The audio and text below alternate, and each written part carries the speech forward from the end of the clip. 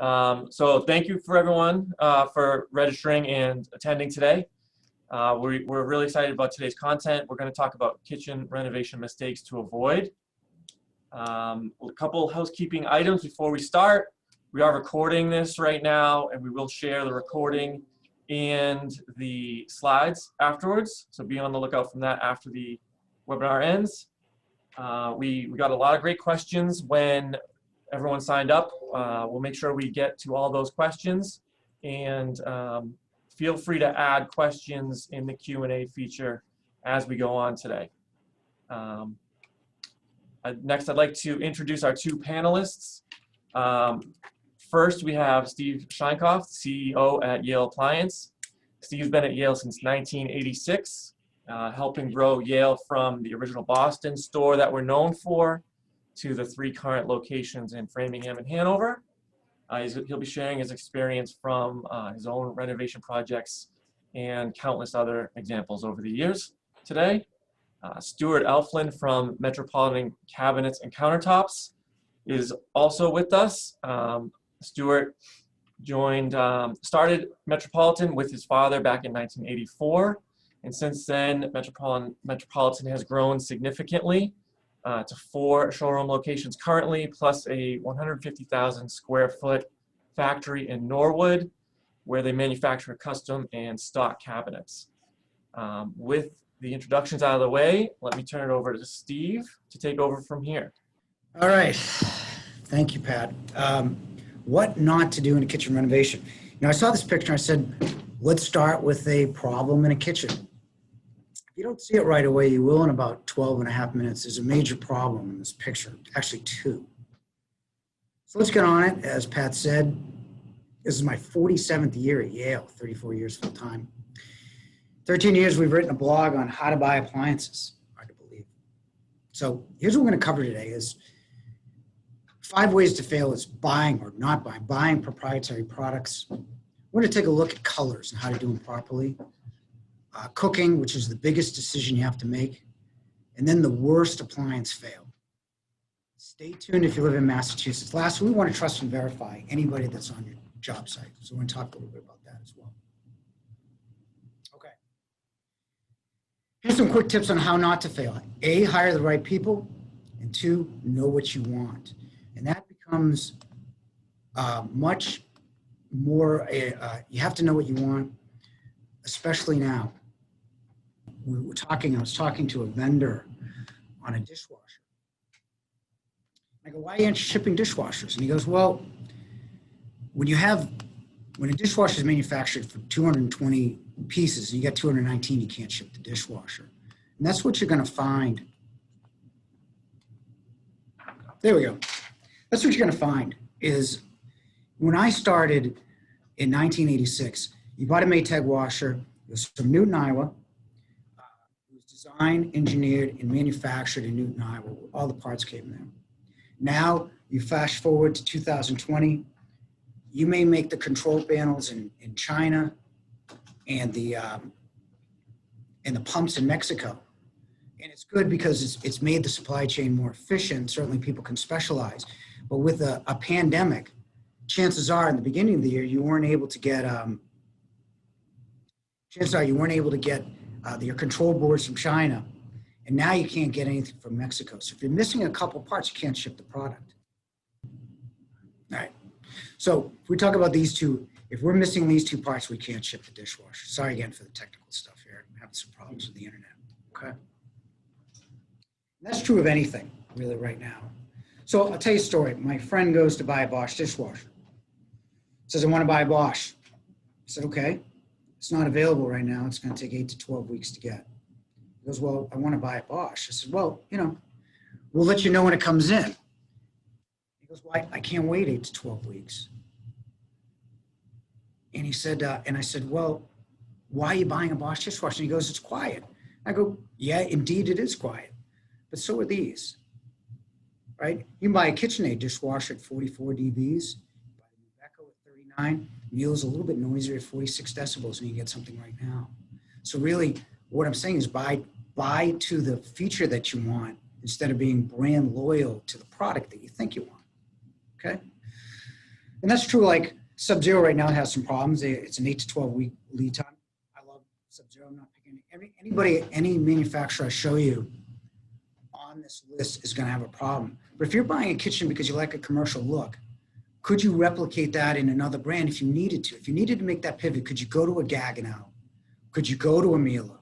Could you go to a Thermador, right? We said before that Bosch, that Bosch has had problems in the New Bern factory making dishwashers and other products, right? Can you get that same European look in other brands for the same price? And you can, G Cafe, Samsung, LG, I'd put KitchenAid in the same category. So really in your project, before you start, let's plan a little bit longer. Let's be flexible and look for features instead of brands. And the one thing I want to tell you, if you're going to be completely brand loyal through your project, you're going to be delayed an inordinate amount of time. You're really setting yourself up for failure. So just be flexible with brands and look for the features and then plan a little bit longer. All right, let's talk about kitchen fails. I figured I'd start with something simple. This is a combo washer and dryer. It's one of my least favorite products because it doesn't work. It's not reliable. Problem is when you put a washer and dryer together, the lint ends up in the washer, ends up seizing the machine. So I thought it might be a good thing to look at, if you design a closet around it, how would you go about fixing that? And then I saw this picture of someone who actually designed a whole kitchen around it. How are they going to replace that with a product that's its only replacement is the product you don't want? And the answer is, don't box you into a proprietary product. Appliances are less like that than they used to be. We used to have nice diamond-shaped Gaggenau cooktops, 27-inch built-in Sub-Zero refrigerators. Decor had a 30-inch dishwasher one time. When my friends bought, couldn't replace anything because nobody makes a 30-inch dishwasher. Here's another thing that's kind of emblematic of what could, if this goes wrong, this is a Frigidaire. It's the only 32-inch wide built-in all refrigerator, all freezer. Okay, let's say that Frigidaire doesn't want to make that anymore and the product fails in 6 to 10 years. What do you replace that with? The answer is you can't. You'd have to call Stu and have him redesign the whole cabinetry around there. If you put it in the middle kitchen, you may have to redesign the whole kitchen. So stay away from proprietary products. Avoid black steel. Why? Because the overcoating is going to get scratched and cannot be repaired. So that was our first picture of the slide deck. A nice black stainless kitchen. Here's what's going to happen in 8 to 12 months, maybe short if you have a child, is you're going to have a nice kitchen with all black hued appliances and a constellation of like silver shiny scratches because it can't be fixed. It's basically oxidized coating over stainless steel. So you want to avoid that. One thing about colors that I want to there are a lot of people that like colors, but manufacturers are really finicky on colors. Like if you look at orange here today, and it was the hot color a couple years ago, if they can't get enough manufacturing, they'll discontinue it. So what happens when, let's just say the stove, they can't get a part, you need to replace that stove with, say, within 2 to 3 years or 5 to 6 years. What happens to that whole kitchen if that stove or refrigerator, you can't get an orange anymore? So there is a little antidote. And again, this is more personal preference, but more of an observation because I've seen colors come and go in my 36-year career here is, how about trying a pop of color? So if orange gets discontinued in a range, you can fill in with another color or just go stainless steel. I think that's a more advisable way of planning your kitchen. Now let's talk about the tough stuff, how you fail, okay? Not understanding your lifestyle is the way to fail. And what you want to do is you want to ask yourself the following questions. Do you cook regularly? What is your lifestyle? How much and how will you use your space? Highlighting objects is huge. We talked about my sister last time. She sold her house, bought a house on the beach. She made windows to see the pond out back. If you're trying to highlight something, design your kitchen around it. And lastly, do not look at appliance pictures on house or what your neighbor did to you. Understand what you'll do. But I'll show you some pictures in house that will make you think twice. The fundamental cooking mistake is cooking, okay? And you got two decisions. You've got wall oven cooktop or central range. Whether you want your cooking centralized or you want more of an ergonometric, you don't have to bend, and you have more choices around it, at least in theory. I want you to take a look at that picture on the left, right? And I want you to, it's a double oven, and they put the microwave on top. It's a nice utilization of space in theory. But I want to set the table like, let's just say that you're microwaving soup, so it's nice and hot. At the same time, your 4-year-old wants your phone to play Zulingo or another game. What does that look like when you're reaching over your head for that boiling pot of soup? And then this is one of the top 3 images on Google Images right now for wall ovens. So it's not something you want to do. Instead, what you want to do is really microwave over wall oven is about as far as you should go. And maybe a warming drawer underneath it. So you're not reaching up over anything to get something boiling hot. And I want you to remember, here's a designer tip for you. If you're just starting out, the 2 most used items are not your wall oven and not your refrigerator, okay? You could put them anywhere because you're in your fridge sporadically. In your wall oven, if your average recipe is 30, 45 minutes, you're not checking it. The 2 most used items in your kitchen is your sink and your stovetop. That's the best place to start because you're there all the time. Other lifestyle questions are, you want to cook with steam, speed, you want to use induction. We're going to talk about induction at length a little bit from now. But, I said that wall ovens have more choices because you can really do anything with a wall oven in matching steam and speed ovens, but you can start doing that with ovens too. So the Thermador, it's got an oven and then it has the steam oven next to it plus a warming drawer. It's also kind of niche brands like SKS. What you're looking at is a sous vide, which is precision boiling in a bag. Always difficult terms for simple things. With pro range burners and then induction cooktop. Then, Fisher Paykel's got half induction and half pro. So you can really do anything with anything. You just got to figure out what it is you want to do, okay? The 3 fails of ventilation. This is my #1 least favorite picture on the internet, okay? You can't downdraft a pro range. A lot of manufacturers at least tacitly say you can. See these pictures on Best, Viking, but this one was on House, and I wanted you to take particularly close attention to this arrow. That's an infrared gas grill. Now, an infrared gas grill is the same thing as a sear element on your outside grill. If you have a Lynx or a Heston or a Kalamazoo or any of those pro grills, it's the same grill, right? Or light up half your Weber. Take a look, put something on there, see the smoke that comes out, and ask yourself, could a downdraft downvent that much amount of smoke and grease? And the answer is no way. And the problem is, it's not that people do it, it's how do you fix it after you start using it and realize it can't be done? Well, the only way to fix this, if someone to tell me, is you're going to have to break into the ceiling and then put an island hood in and hope that you can run a duct to the outside that way, or redesign the whole kitchen and put the sink or maybe induction burners there. But either way, it is tough to do and very expensive to get it done. Here's the other fail. People like these designer box hoods or any kind of hood. It's 21 inches deep.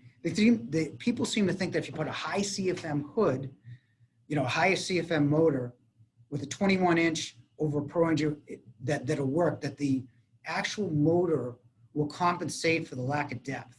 But that's not the way it works, okay? This is another fail. Smoke's just gonna bill out through the front of that, especially if you cook. So really what I wanna show you is how to vent, okay? And how to vent is basically, everyone knows this, CFM is the amount of cubes of air, cubic foot per minute. Capture is just a fancy way of saying depth. I recommend at least 24 inches deep over any high output range. Your duct run, the best way to lead a horse is the way it wants to go. The best way to lead smoke is the same way. Straight up works, straight back works. Duct size, 4 inches for dryers. It's not for high output ranges, 8 to 10 inch. You want to bend the duct as few times as possible because it reduces static pressure. Okay, Master residences for you, this is law, and yes, your job will be shut down if you do not have makeup air. Makeup air is, if you have a vent over 400 CFM, you must make up the equal amount of air returning to your house, which is easy to do initially, harder to get done once you do it wrong. Now, this is law in Massachusetts. It's been on the books since 2007, but it wasn't until 2014 that people actively looked. Now, if you take a look in our picture, very simple to duct it out once the ceiling is open. Once the ceiling is closed, much harder to do. And then I started to think, okay, new homes are airtight, right? What happens to a home without makeup air? So say you're at this webinar, or you tune in from like California or something like that. What happens to a house that doesn't have makeup air? Now remember, windows are airtight, you got tankless heaters, so air isn't going in or out. So in your new house, in your new kitchen, you fire up your Pro range, you put your hood on, which is good. It's 1,100 CFM, that's 1,100 cubes of air leaving your house per minute, or 33,000 cubes of air per 30 minutes, the average time you probably cook on top of your stovetop. The question is, how is that air being made up in an airtight home? And it isn't. So you're creating a really bad environment in your house without makeup air. So even if you're tuning in from another state, it is really easy and it's not that expensive to get done initially. In Massachusetts, it becomes really hard once you didn't do it in the COs as well, in the inspections as well. Now you got to get it done. Okay. So I want to help with that, and I want to give you like a question. What is faster? 25,000 BTU Blue Star Nova burner. It's the hottest burner you can buy residentially, and amongst the hottest you can buy in the country, even commercially, or a simple 3,700 watt induction burner. Because if you guess Blue Star, you guess wrong. Induction is way faster. And you're talking about very recent technology. When I say recent, 1980 versus gas has been around since the 1920s. This is 90% efficient. This is 55% efficient. So really the benefits of induction are it's faster to boil, lower simmer. It's easier to clean because the top doesn't get hot. It's magnetic. It's the most child safe because it has to sense metal, so your kid can't turn it on. You get lower HVAC costs because you're not putting a 25,000 BTU, you're not putting 25,000 BTU burners in your home. It's like a campfire in your house. And you need less venting. Okay, so this is something you could vent much easier in an island than you could a Pro or a high output gas burner. Okay. Lastly, trust but verify. You're going to have people in your house for the next 6 months. Verify they can do what supposedly they're telling you they can do. To give you an idea about just appliances, and I'm sure Stu will talk about this in cabinets, is appliances break or they need tune-ups. Just us, we're just in Boston, we had 35,256 service calls in 2019. That means appliances, we went on appliances 13.4% of the time within the first year. So again, you're going to spend on the average 7,000 to 25,000 or more on a new kitchen. Just make sure everybody that says they can do something can get it done. We insist, to give you an idea, of query checks, checking with the criminal registry. I don't know if you have to go that far, but you should check on social media everybody that's going to walk into your house, okay? Because this is the reality of what we do as a company. Most people think, oh, 3 nice showrooms, all that other stuff. But really, our business is a service-related business. This is an average day, 91 deliveries or sales versus 194 service calls with 51 installs. So to wrap it up, what we want to do is plan first and understand your lifestyle before we get our new kitchen. We want to add 4 to 12 weeks on our project time estimate, not just for appliances, but for everything, because COVID's made things that bad for almost everything. Be feature oil, so Sub-Zero you can't get, maybe you can get something else that'll fit what the actual feature you want. Don't be brand loyal, especially across your whole project. Stay away from proprietary brands or products with odd dimensions. Remember, black steel scratches. I say that because black steel was at one time 35% of all appliance sales. Add a pop of color, not a kitchen color, if you can. Be mindful of your space and how you use it. Remember, wall-in versus range is the hardest decision. Everything follows that, and which works best in your space. Vent properly, avoid the 3 traps of venting, and always trust but verify anybody that's in your house. Now to end this, I'm going to give you a quote. You know, the person that put the PowerPoint obviously wasn't me. It was a guy, Manny Gonzalez, and he looked at the first draft, and I said, what do you think? He goes, well, it's not rocket science. I go, yeah, well, it's not rocket science until something goes wrong, and then you got to put it back together again. Remember, doing this wrong is way more expensive than getting it right the first time. So thank you. I want to send this over to Stu. Thank you. Perfect. Thank you, Steve. So we unshare over there. Unshare. And Stuart, you can take it from there.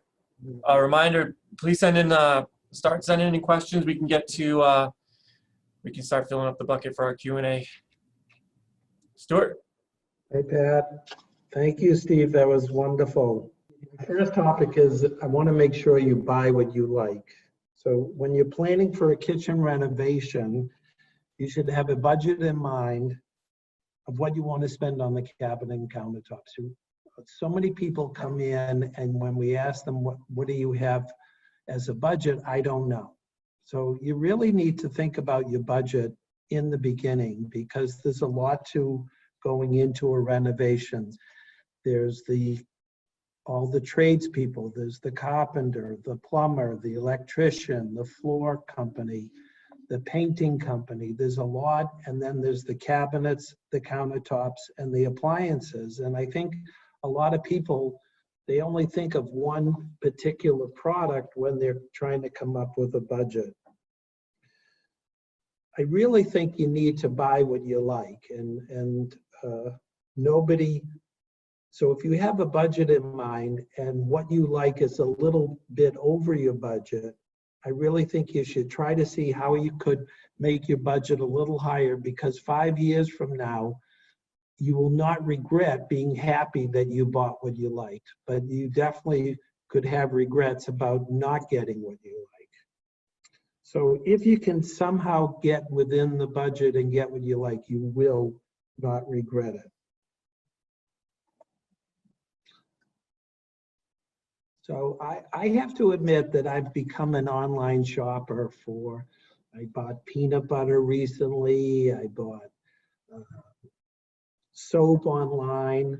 So there are things that I truly know what I'm getting when I buy it, but buying a kitchen online can be very different than a name brand product. So nobody really dreams about replacing their basement windows, but they do dream about their kitchen. And so this is a very important decision, and you want to make smart decisions. And the best way, I think, is to visit showrooms and make sure that what you are getting truly has no surprises for you. The kitchen is truly the center of the house. Everybody, when you have guests over, everybody congregates in the kitchen. It's really an important decision in most people's lives, finishing their kitchen. So I want to say, make sure you find a showroom with designers that can help you with cabinets and countertops.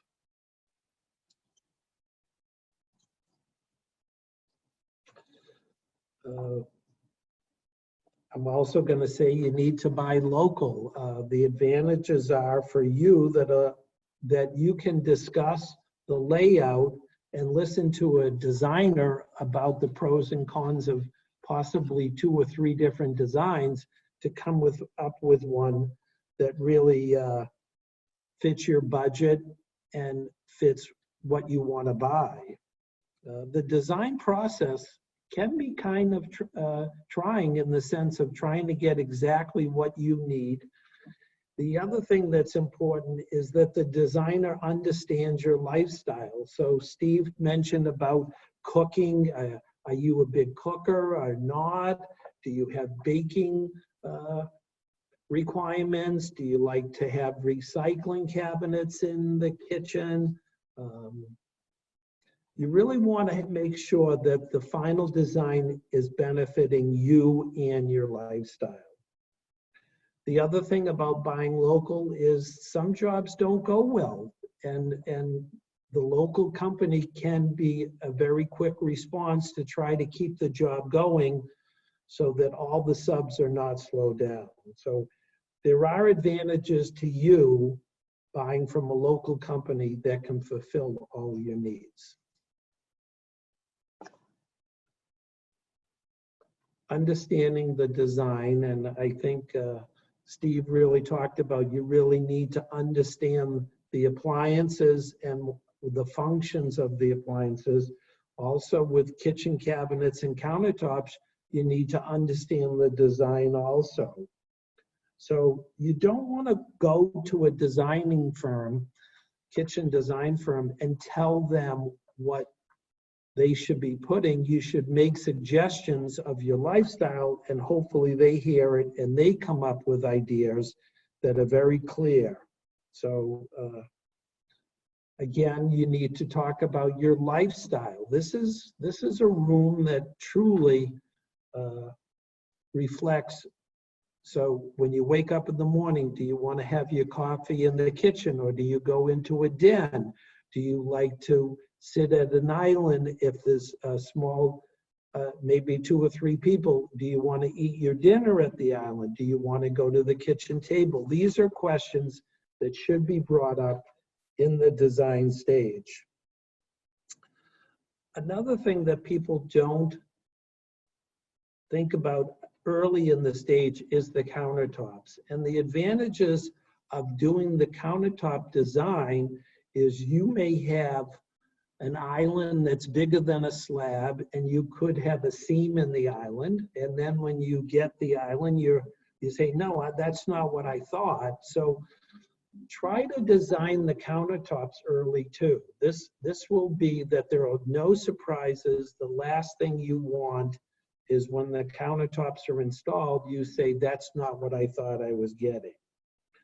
This is a very important decision, and everybody wants the end user to be happy with the design and the product.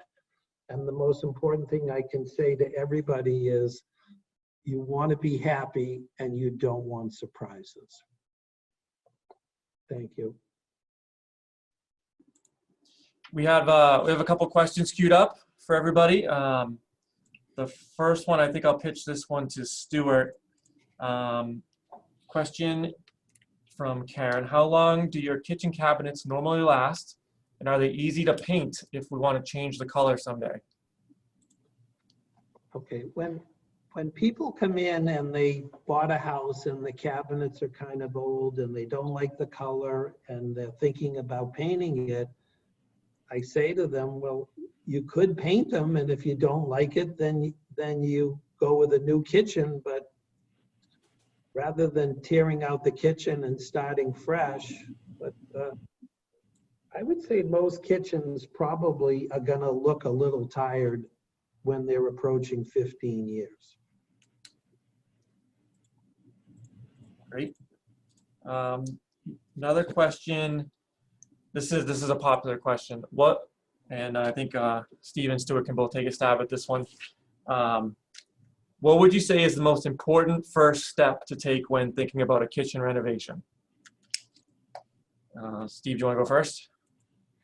Yeah, I really think basically it's almost like I would look at, Stuart's probably a better person to ask, but for me, I've done a bunch of kitchens and we remodel Yales. It's about looking at the space and how you use it. For me, the big kind of like aha moment for me is realizing that, I use the sink a lot. I use the cooktop a lot. And for me, I had enough space where basically I put the refrigerator and the oven in different ends, but I'm different than most. First, how much space do we have, and B, what appliances we use? And it's almost like choreography of how you're going to work in the space. Because you don't want to, like, you know, if you're cooking a certain type of way, you don't want to have to, the whole thing is, they used to talk about kitchen triangles, of not moving more than 1 or 2 steps for anything. I think a lot of that has validity, but you know, with islands today, you can put a lot of stuff in the island. I recommend sinks because that's what I've done. But definitely just understand how much space you have, how are you going to use it? That's where I would start.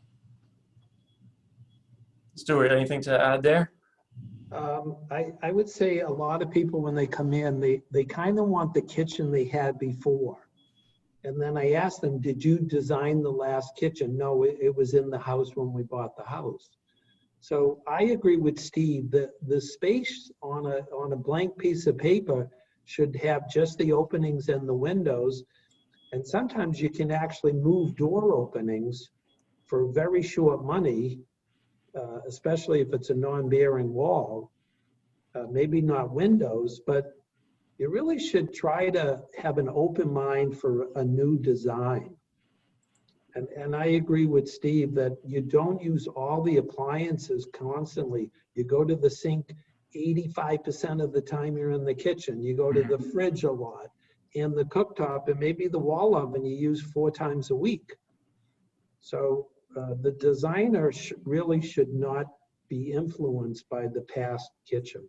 Mm-hmm. Yeah, you know, I couldn't agree more, especially, you know, he's way more qualified to answer this question than me. I'm only answering it from a personal standpoint, especially in these older homes.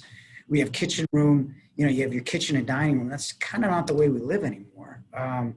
One of the things, you can always break down that wall and make really a much more impressive, much more functional space, you know, especially everyone like kind of hangs out in the kitchen.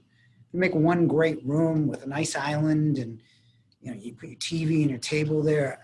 I think you get much more utility out of that than having dining space, living space like we all had growing up. At least I did. Great, thank you. Well said. Just a last call for questions. If anyone wants to add any more questions, use that Q&A feature. We have one more question here. With COVID, what timeline should people be working on in advance of demo for ordering cabinetry? Stuart, you want to take that one? Well, I think everybody should try to hire a professional on the job so that it's not the do-it-yourselfer. All the subs that are required to be on site in a timely fashion is quite difficult. And if you can hire, you have to hire a professional to make the job go well. I would recommend you order everything as early as you can and either have them store it or have you bring it to your garage. But like Steve said, the appliances are delayed, so order everything right away. The worst thing that would happen is you have all the products there too early, but at least the subs are not waiting. Mm-hmm. And that's whether it's COVID year or non-COVID year. Okay, great. That's all our questions for right now. We will share this presentation, the recording and the slides. We'll share that with everyone who registered, so you can review that, and feel free to send in any more questions that come up. We'll have everyone's contact info in there. And thank you again for registering, and we'll be signing off. Thank you. Thank you.